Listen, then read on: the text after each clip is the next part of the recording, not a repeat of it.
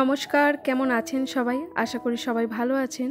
আমি রীতা, আমার নতুন একটি ব্লগে আপনাদের সবাইকে স্বাগত জানাই। আজকের যে ব্লগটি আমি আপনাদের সঙ্গে শেয়ার করছি এটা বহুদিন আগের ব্লগ, আর এই দিনটি ছিল সম্ভবত শনিবার। খুব সকাল থেকে ব্লগটা শুরু করিনি, অনেকটা বেলাই হয়ে গিয়েছিল, কারণ সবসময় ক্যামেরা হাতে নিয়ে বা ক্যামেরা চালু করে কাজ করা সম্ভব হয়ে ওঠে না, কারণ দেরি হয়ে যায় তাতে। তাই বেশ কিছু কাজকর্ম অফ ক্যামেরাতে সেরে ফেলেছি। আর এখানে না আগের দিন বেশ কিছু জামা কাপড় কেচেছিলাম, সেগুলো শুকোয়নি। তো আজকে সকালবেলা উঠে দেখলাম অনেকটা ভালো রোদ আছে, তাই সেগুলো আগে মেলে দিয়েছিলাম।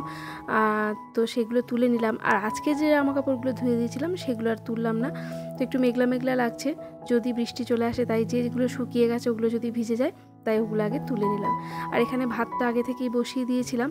আর আজকে জল খাবারে ছিল ভাত আর ডিম সিদ্ধ, আলু সিদ্ধ। আর এই তো বন্ধুরা, তিনজনের জন্যই আলু সিদ্ধ আর ডিম সিদ্ধটা মেখে নিয়েছি, আর 3টে থালায় ভাতও বেড়ে নিলাম। তো এটা দিয়ে আজকে জল খাবার হবে। আর তারপরে সোনা এবং সোনার বাবা একটু বেরোবে। আর আজকে শনিবার, তো সোনা সকালবেলা উঠে প্র্যাকটিসে গেছিলো, সেখান থেকে এসে একেবারে ফ্রেশ হয়ে এখন বসে আছে খাবারের জন্য। তাহলে চলুন তিনজনে মিলে আগে সকালের ব্রেকফাস্টটা সেরে নিই। ব্রেকফাস্ট হয়ে গিয়েছে, তারপরে বেশ কিছু বাসনও আবার জমা পড়েছে, তো সেগুলো আমি মেজে নিচ্ছি। আর যেহেতু এখন বৃষ্টি হচ্ছে, তো মাঠে বেশ কাদা, আর ওই অবস্থায় তো খেলাধুলা চলছে। তো এই যে খেলার জুতোতে অনেকটা পরিমাণে কাদা লেগে গিয়েছে। তোর বাবা আজকে ওকে দায়িত্ব দিয়েছে যে জুতোটা তুমি পরিষ্কার করে রাখবে। তো তাই এখানে বসে খাওয়া দাওয়া করে নেওয়ার পর এখন জুতোটা পরিষ্কার করে নিচ্ছে, কারণ আবার যখন নেক্সট দিন খেলতে যাবে তো পরিষ্কার না থাকলে তো যেতে পারবে না। আর আমি ওদিকে সমস্ত কাজকর্ম সেরে নিয়ে একেবারে স্নান করে নিলাম। বর্ষাকালের ওয়েদার বোঝা ভারী মুশকিল, এই রোদ এই বৃষ্টি, কখন যে কি হয় বোঝাই যায় না। যাই হোক, স্নান সেরে চলে এসেছি, আর এবার পুজোটাও দিয়ে নেব। হয়েছে, ধোয়া হয়েছে? কোথায় দিবি ওটাকে?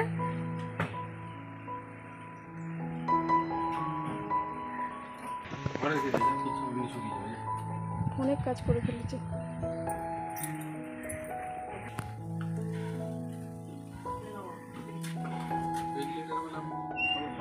আমি গড়িয়ে পড়ে যাবো না তো আবার স্লিপ করে? দেখে শুনে নিয়ে আসবে।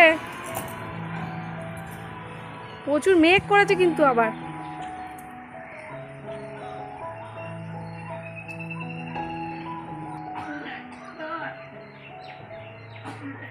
সোনা আর সোনার বাবা একটু বাজারে গেল, মানে আমাদের লোকাল বাজারে নয়, একটু জিরাটে যাবে। তো আমারও যাওয়ার কথা ছিল, কিন্তু আমার এখনও অনেক কাজ বাকি। প্রথমত এখন আমি পুজো দেবো, তারপরে রান্নাটাও সারবো। তো আমি যদি এখন বাজারে যাই অনেকটাই সময় চলে যাবে। তারপরে ওরা আজকে আর একটা বিশেষ জায়গায় যাওয়ার কথা আছে, সেই জন্য আমি আর বেরোলাম না।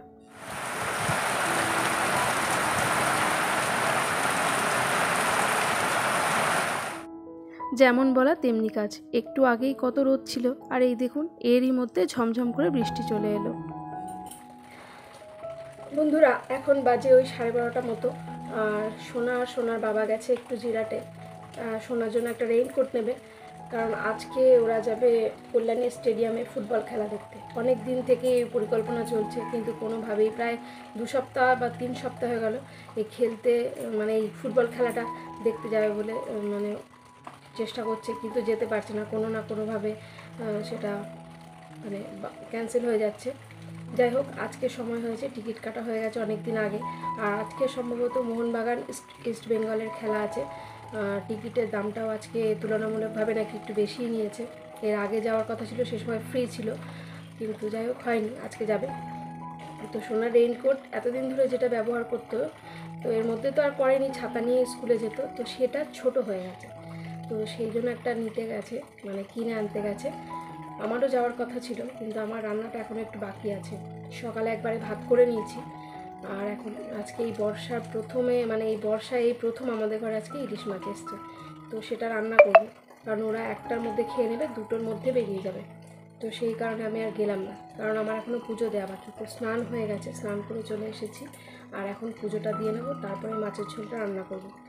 আর গতকালের যে আমের চাটনি করেছিলাম সেটা আছে, তো দেখি আরও একটা যদি কিছু করি, নাহলে ইলিশ মাছ, ওল ভাতে আর চাটনি, আর ইলিশ মাছটা ভাবছি বেগুন দিয়ে করব, কারণ বেগুন নিয়ে এসছে দেখলাম। দেখি কী করি সেটা অবশ্যই আপনাদের সঙ্গে শেয়ার করব। তাহলে চলুন আগে ঝটপট পুজোটা দিয়ে নিই। আর ওরা আজকে খেলা দেখতে বেরিয়ে যাওয়ার পর আমি কিছু কাজও করব, কারণ অনেকটা ঘরটা একটু অগোছালো হয়ে আছে। তো পুজো যেহেতু সামনে, তো অনেক কিছুই কোটো বাটা ধুয়ে মুছে সব রেখে দিয়েছি। তারপরে সেগুলো একটু গোছগাছ করতে হবে। সব বাসন কোসন এক জায়গা মেজে সব জড়ো করে রেখে দিয়েছি। ঘরটায় পুরো একদম একটা জায়গা ছড়িয়ে ছিটিয়ে আছে, তো সেগুলো আজকে ভাবছি পরিষ্কার পরিচ্ছন্ন করে একটু এই কাজগুলো সেরে নেব।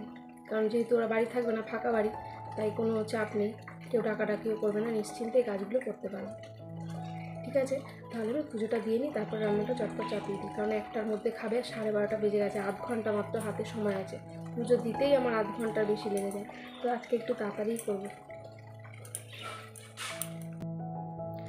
আর এই তো বন্ধুরা, এখানে পুজো দেওয়া আমার হয়ে গিয়েছে, মাকে সুন্দর করে শৃঙ্গার করে নিয়েছি। তবে সেটা আর পুরোটা আপনাদের সঙ্গে শেয়ার করলাম না, কারণ ভিডিও অনেকটা বড় হয়ে যাবে। তারপরে চলে আসলাম সরাসরি রান্নাঘরে।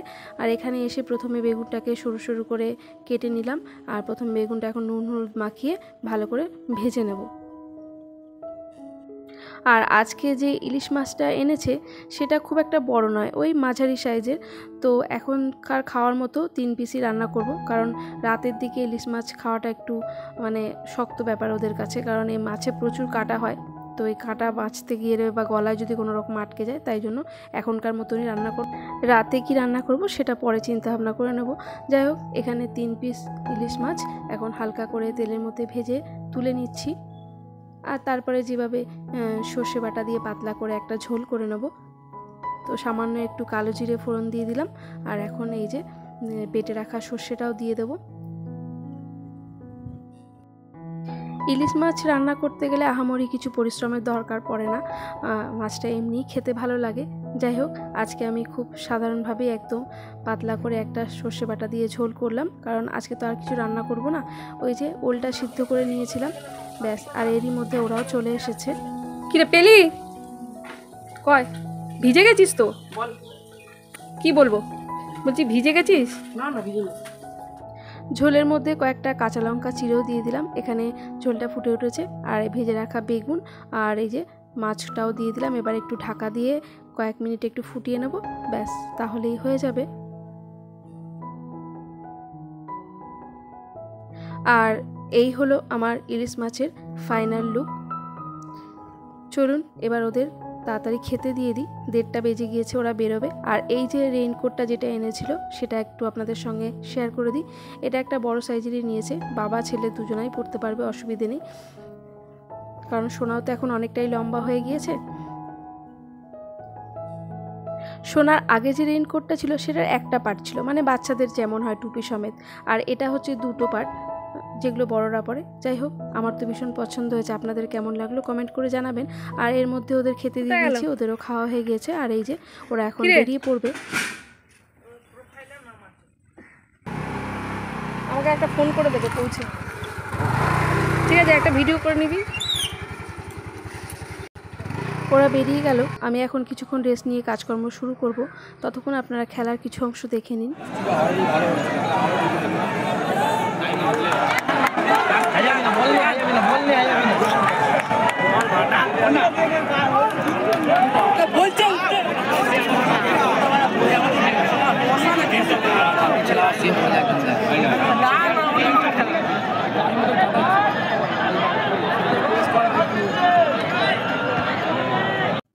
সোনার বহুদিনের ইচ্ছে ছিল এইভাবে স্টেডিয়ামে বসে খেলা দেখার। যাই হোক, ওর আজ এই ইচ্ছেটা পূর্ণ হলো।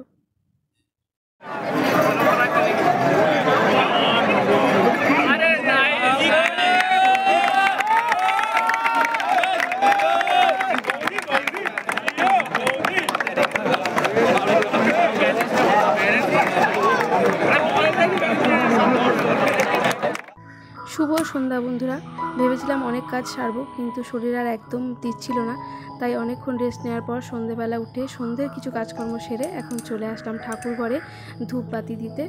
গুরু ব্রহ্মা গুরু বিষ্ণু গুরুদেব মহেশ্বর গুরু সাক্ষাৎ পরম ব্রহ্ম শ্রী মাতা জি নির্মলা মাতা স্ময় শ্রী গুরবে নমঃ।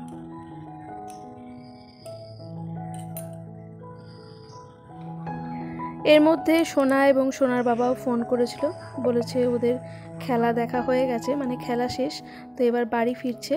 তবে ফেরার পথে বেশ কয়েকটি জায়গায় ওদের যাওয়ার কথা আছে, তো সেখান থেকে হয়ে, মানে দু একটা কাজ বাকি আছে, সেখান থেকে হয়ে তারপরে বাড়ি ফিরবে।